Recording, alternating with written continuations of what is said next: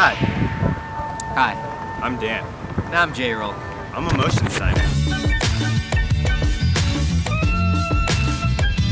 I'm a photographer.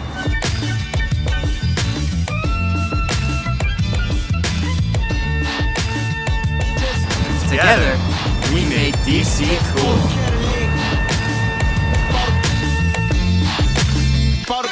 Hey, we're going through our gear list presented by Tamron. For me, 2414, 512, 300 F4, everything connected to a Metabones adapter on an A7SII, all carried an f-stop backpack just for mobility and running gun success.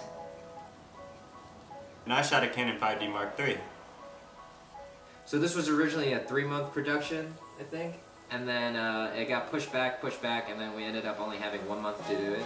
We almost didn't do it, but we did, and we went separately 1 week each to shoot our separate things, and then we came back and we spent the next 2 weeks at the computers editing and stabilizing.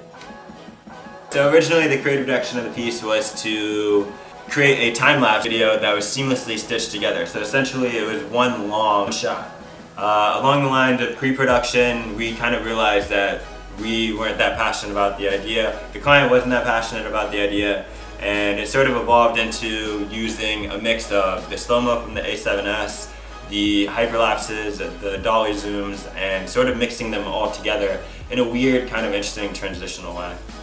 Yeah, and then as for the style of the video, we wanted to kind of stay away from a regular tourism video, which we think is very commercial-like.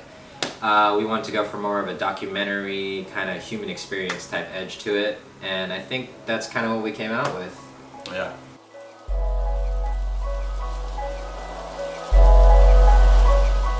So as creatives, it's important to focus on your personal projects because personal projects open the door to paid projects. For us, we made a video called Northern Hospitality about a year ago, which was purely a time-lapse video. It was really well received, and it got our foot in the door at DestinationDC, which is the tourism board for the district, which led to the creation of our current video, and we were able to explore more creative avenues. It's always important to focus on what it is that you'd like to be doing, not only now, but in the future. And if you're not doing what you want to do now, do that one thing that puts it out there that you're capable of it.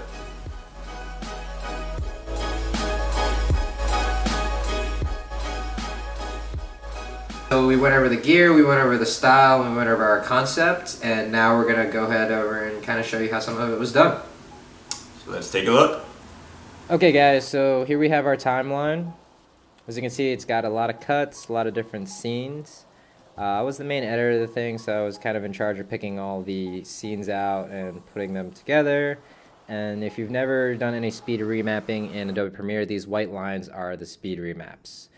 The higher the line, the faster the shot goes, the lower, the slower it goes. So as you can see, our entire timeline is filled with speed remaps. So here's one of our favorite sequences. Not only is it our favorite, it's one of the first ones that we kind of figured out. So you can see it's a lot of motion of the camera kind of pushing into the next scene.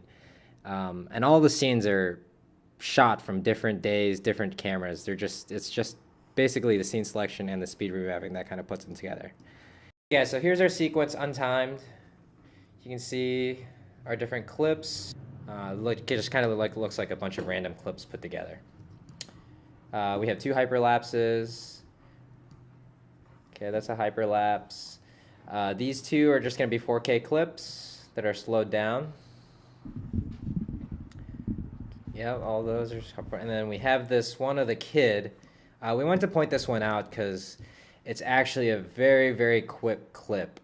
We wanted to show, the spirit of the kid, and the actual shot itself is a slow-mo, and he kind of locks eyes with the camera for just a second. You don't really notice it in full speed, but once you slow it down, you can really feel him kind of staring into the camera.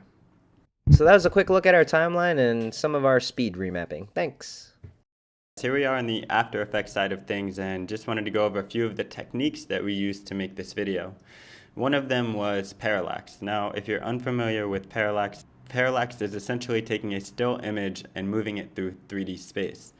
So with this opening shot, it was on a tripod and there was no real dynamic movement, not a lot going on. And we took individual elements and moved them into 3D space. So we took the bridge by itself. You can see the trees, the monument, the Lincoln Memorial, and it really helped to make this opening shot much more powerful.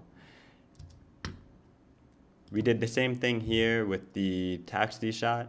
This was on the tarmac at Dulles Airport, and this was just a very flat shot. And we knew that we needed the shot because the client had requested that Dulles Airport be a part of it, and we couldn't not include this in the video.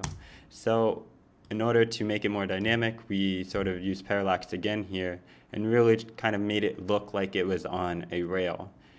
Now you might be asking, why not just bring a rail?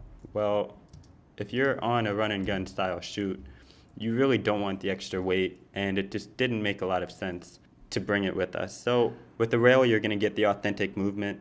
With the parallax, you're going to get a very kind of fake looking movement, but it all depends on the look that you're going for. So let's look at this hyperlapse here. This is one of my favorite hyperlapses. Also considering it is a dolly zoom. Again, there's plenty of information online, tutorials, information, anything you need to learn about this.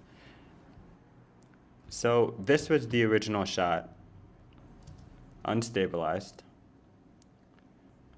Very, very rough, very, very rough.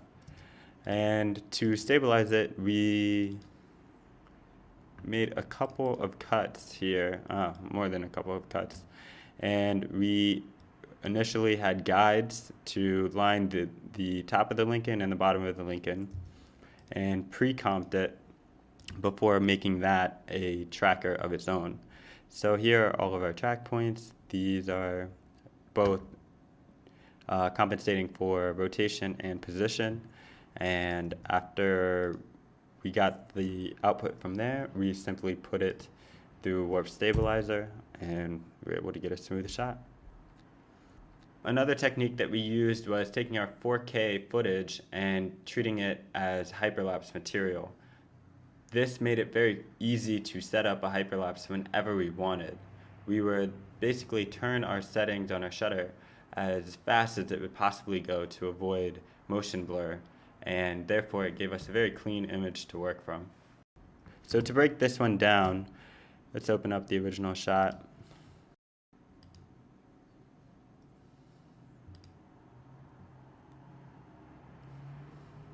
Yep, very bouncy, not very fluid. So we time remapped it in After Effects first, and from there we stabilized it using the eyes of the elephant. Halfway through we split the comp and then moved to tracker 3, and then that carried us the rest of the way. And then we ran it through warp stabilizer once, and then a second time after it was pre-comped, and we were able to get it done. Now another interesting thing here to note is this plugin called RSMB, which creates fake motion blur. You can see it here in the back, and that helps to pull the elephant off the shot. And here's one that I just really liked, one that didn't make the cut. It was also a 4K shot, and we used the A7S and then stabilized it in post.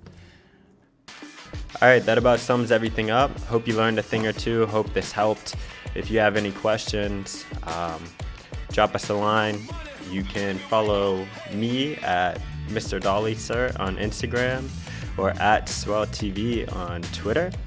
And you can follow J-Roll at JRoy with an I on Instagram. Thanks again, guys. Later.